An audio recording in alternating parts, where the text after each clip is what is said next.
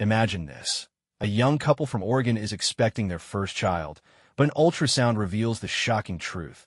They're having 7.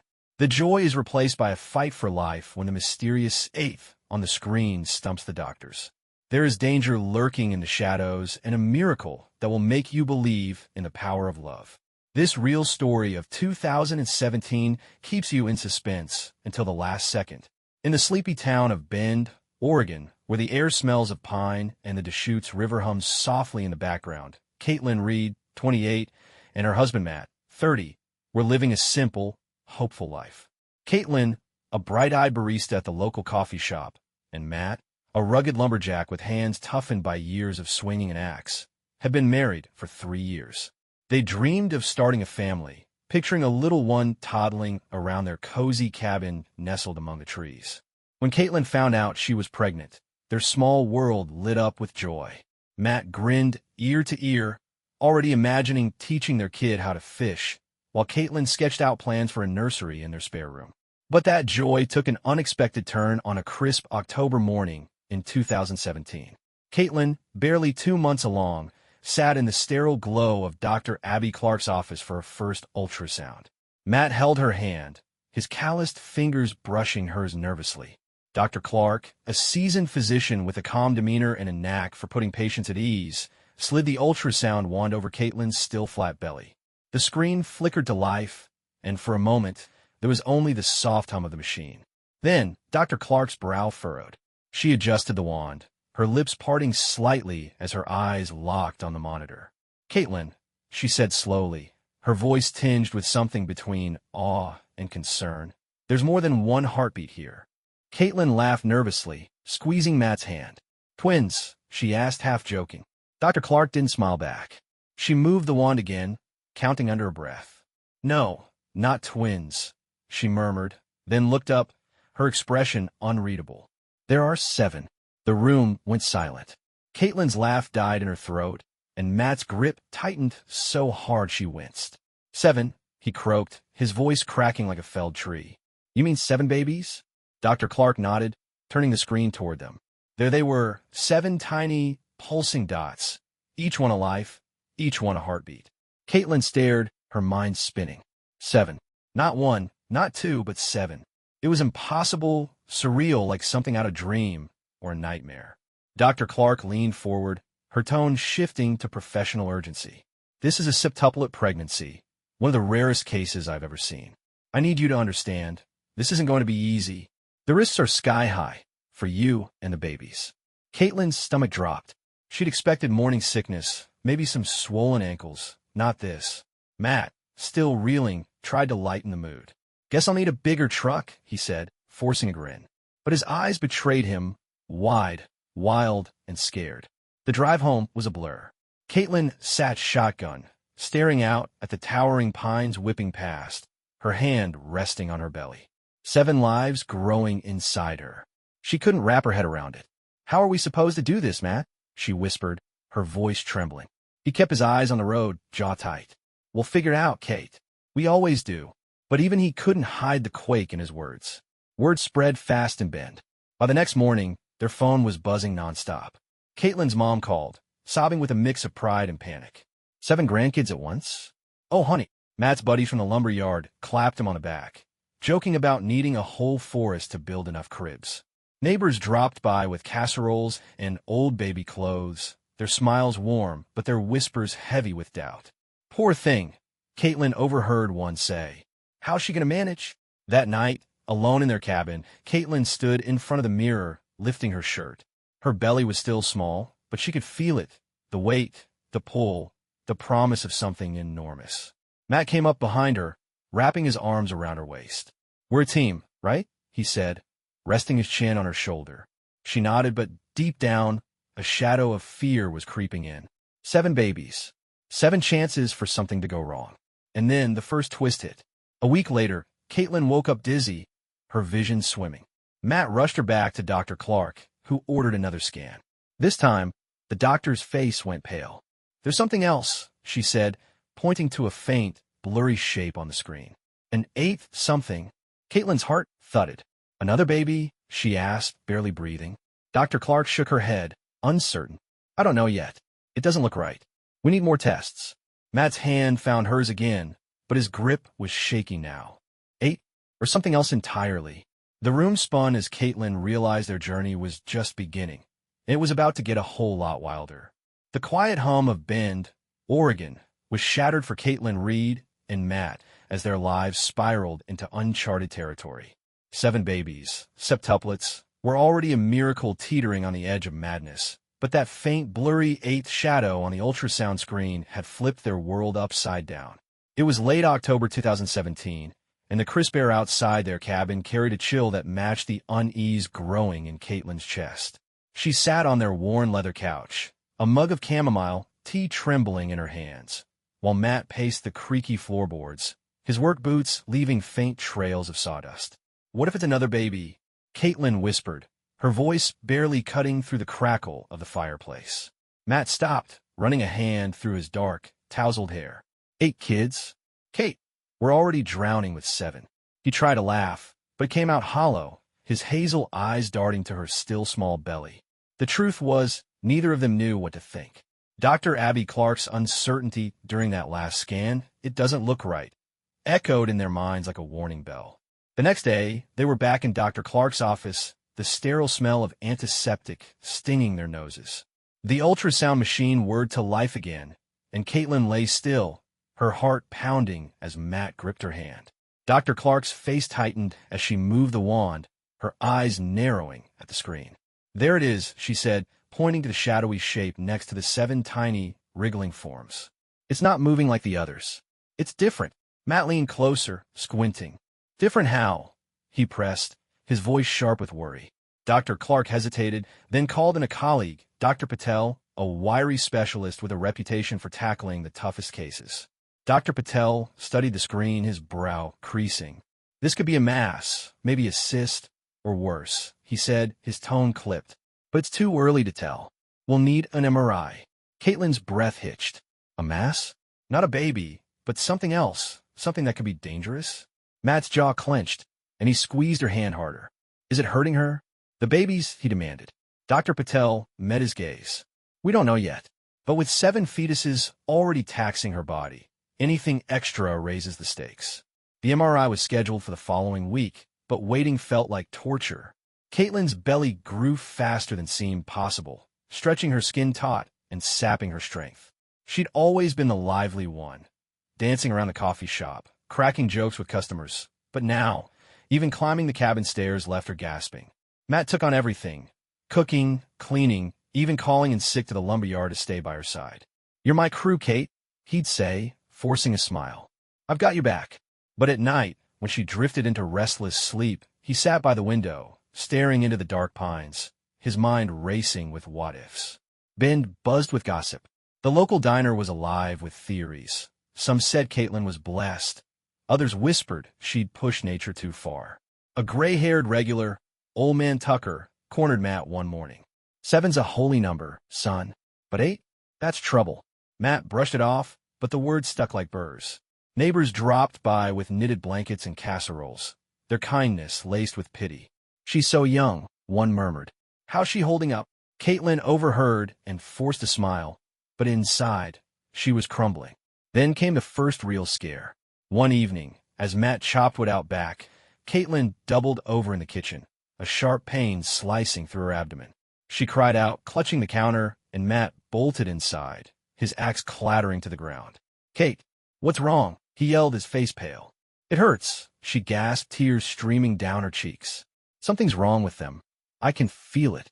He scooped her up, her slight frame trembling in his arms, and sped to the hospital, the truck's tires screeching on the gravel.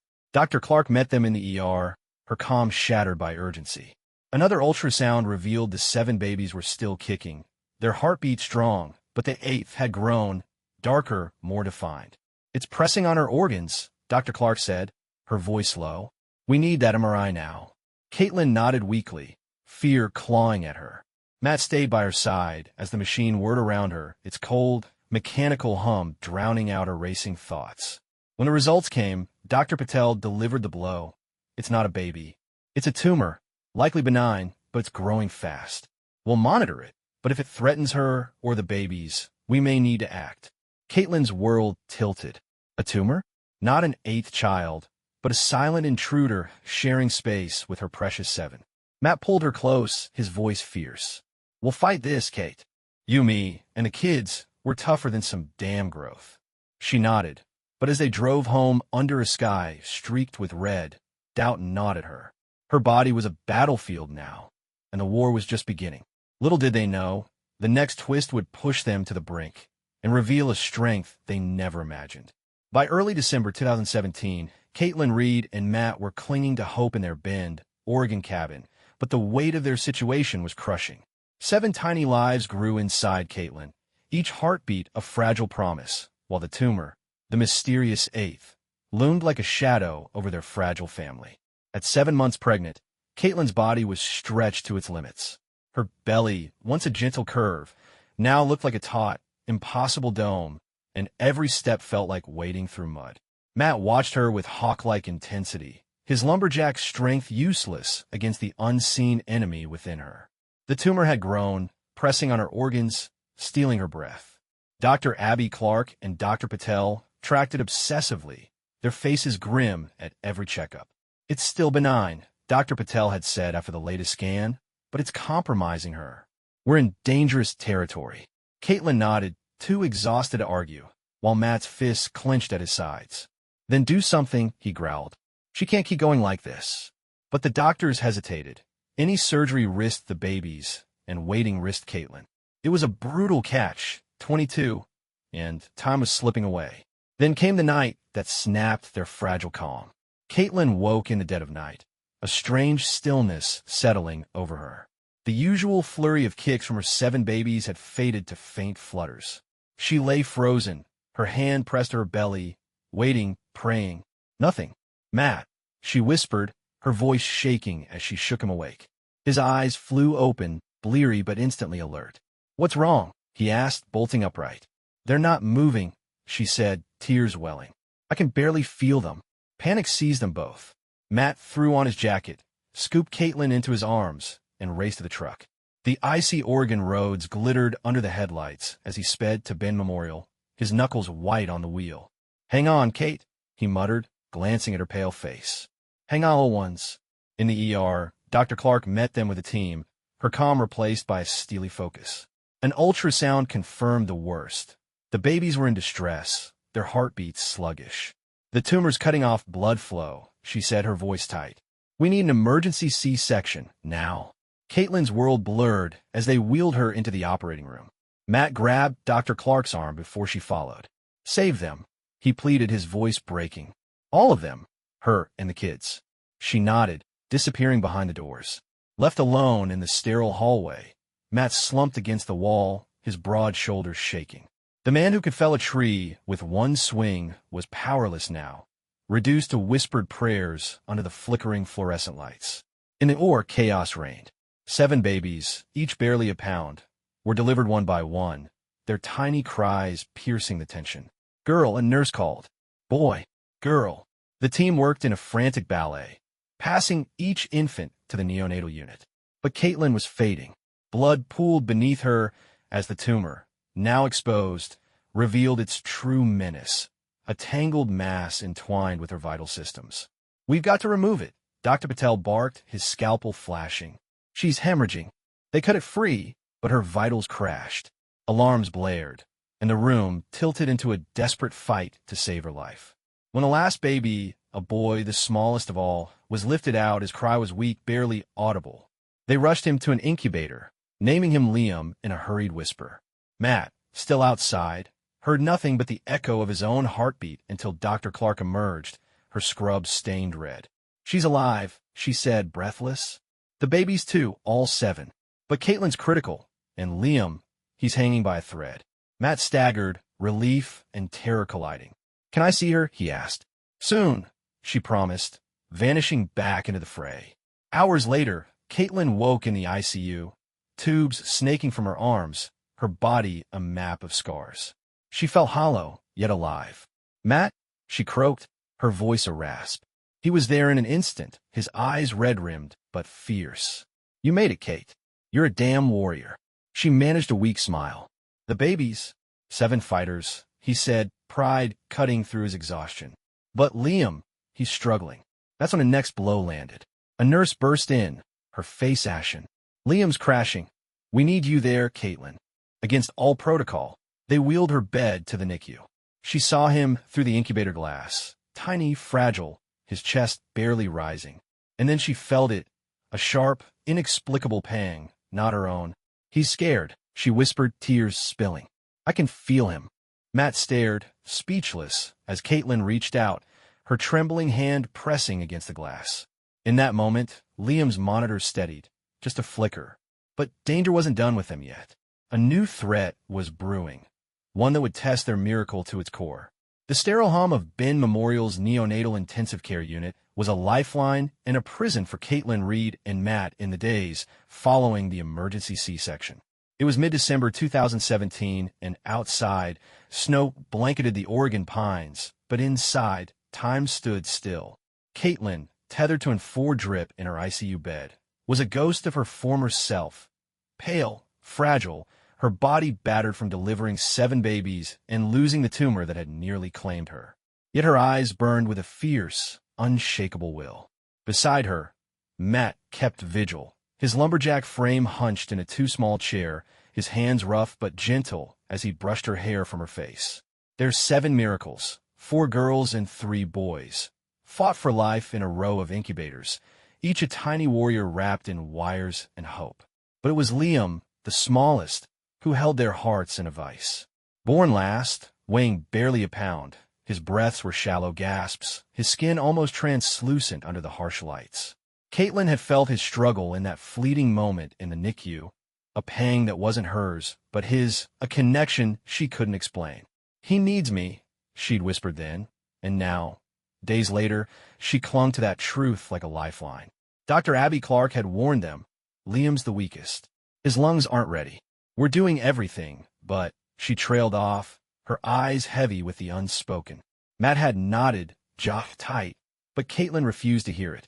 He's a fighter, she'd rasped, her voice raw from the breathing tube they'd just removed. I know he is. Matt squeezed her hand, his faith in her unshaken, even as doubt gnawed at him. He'd seen the monitors falter, heard the alarms pierce the night. Liam was slipping, and no amount of grit could change that, unless something impossible happened.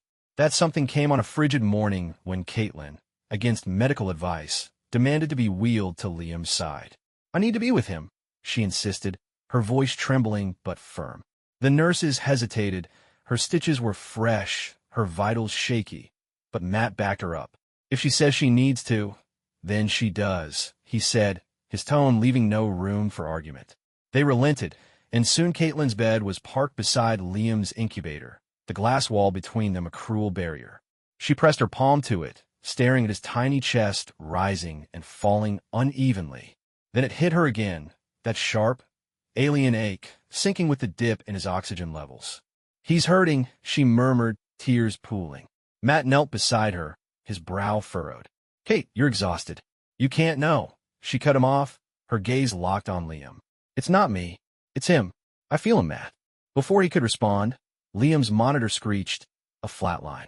Nurses rushed in, but Caitlin's hand slammed against the glass. Stay with me, Liam, she cried, her voice breaking. And then, impossibly, the line jumped, a weak, stuttering heartbeat. The staff froze, stunned. Dr. Patel, called in from rounds, checked the data. His stats stabilized when she yelled. He muttered, baffled. I've never seen anything like it. Caitlin didn't care about science. She leaned closer, whispering through the glass. You're strong, baby. I'm here. We're in this together. Matt watched, speechless, as Liam's numbers crept upward, a fragile thread of life holding fast. But the reprieve was short-lived. That night, a new threat slunk into the NICU, a whisper of infection, a resistant strain creeping through the ward.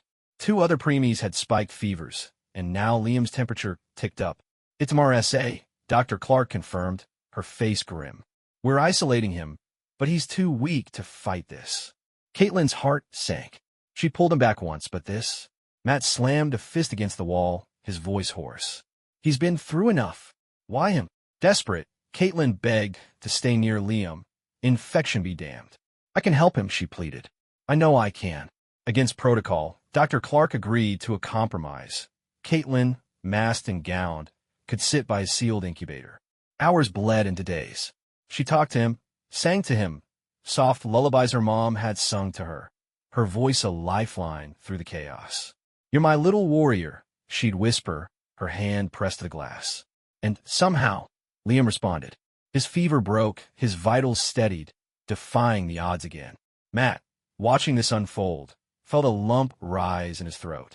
You're his anchor, Kate, he said, his voice thick. I don't know how, but you are. She smiled weakly, exhausted but radiant. He's mine too. The nurses dubbed it a miracle, but Caitlin knew it was more, a bond deeper than medicine could measure. Yet the fight wasn't over.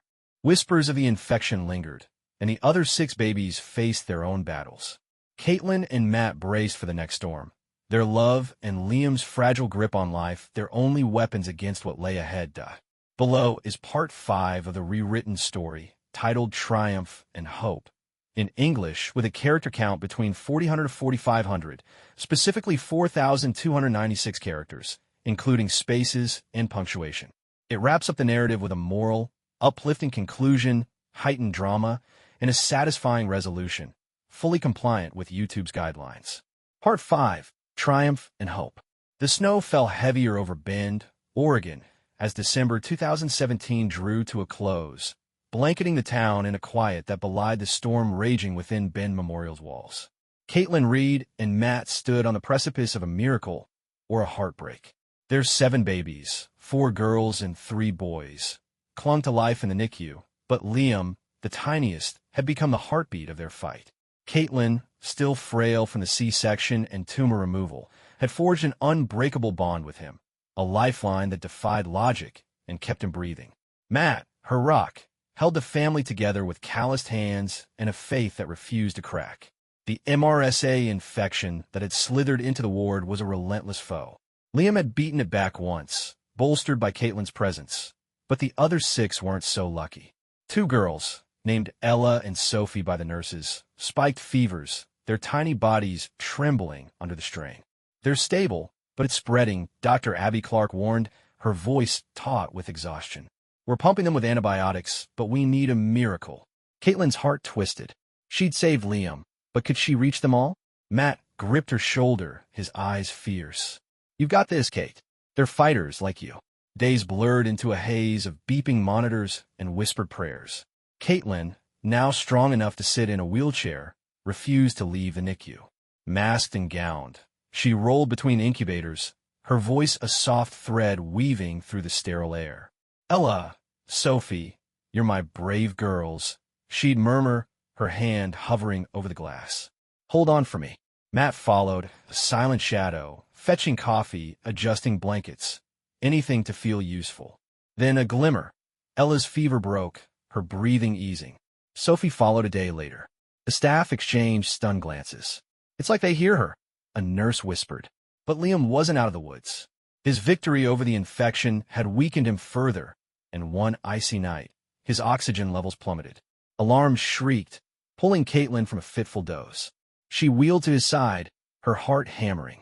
Liam, no, you stay with me, she cried, slamming her palm against the incubator. Matt rushed in, his face ashen, as nurses swarmed. He's crashing, one shouted, prepping a ventilator. Caitlin's world narrowed to her son's fragile form. You're my warrior, she whispered, tears streaming. I'm right here. Against all odds, his stats ticked upward, just enough to hold on. Dr. Patel, watching the scene, shook his head in disbelief. I can't explain it. Her voice, her presence, it's like medicine we don't have. Matt knelt beside her, his voice thick. You're their strength, Kate. You always were. She smiled through her tears, exhausted but unbroken. They're mine too. The crisis passed, but it left a mark. Liam needed more time, and so did they all. Weeks crept by, each day a small victory. Ella and Sophie gained weight, their cries growing stronger. The boys, Jack, Noah, and Finn, followed, their incubator lights glowing like beacons. Liam, the last to rally, finally turned a corner in late January. He's breathing on his own, Dr. Clark announced, a rare smile breaking through her fatigue. You can hold him soon. Caitlin sobbed, clutching Matt's hand. "We did it," she whispered. He pulled her close, his own eyes wet. "You did it, Kate. You're their hero." The day of discharge arrived like a dream. Caitlin, now walking with a cane, stood in the NICU, her heart swelling as nurses bundled the 7 into carriers. Matt, grinning like a kid, hauled them to the truck, the hospital staff lining the hall to clap them out. Bend had rallied too. Neighbors had built cribs, donated clothes, even shoveled their driveway. As they drove home, the snow sparkled under a rare sun, and Caitlin cradled Liam, his tiny fingers curling around hers. "You're my miracle," she murmured, meeting his wide, dark eyes. That night, in their cabin, the 7 slept in a row of bassinets, their breaths a soft chorus. Caitlin and Matt sat by the fire, the weight of their journey settling into a quiet peace. "I thought we'd lose everything," she said, her voice low, "but we gained the world." He wrapped an arm around her, his voice steady. "Love's tougher than anything, Kate. We prove that." Their story spread through Bend, a tale of grit, faith, and a bond that defied science. Caitlin and Matt knew the road ahead would be hard. 7 kids in a tiny cabin wasn't easy, but they'd faced worse and won. As the fire crackled, they looked at their little army, proof that hope could triumph over any edge.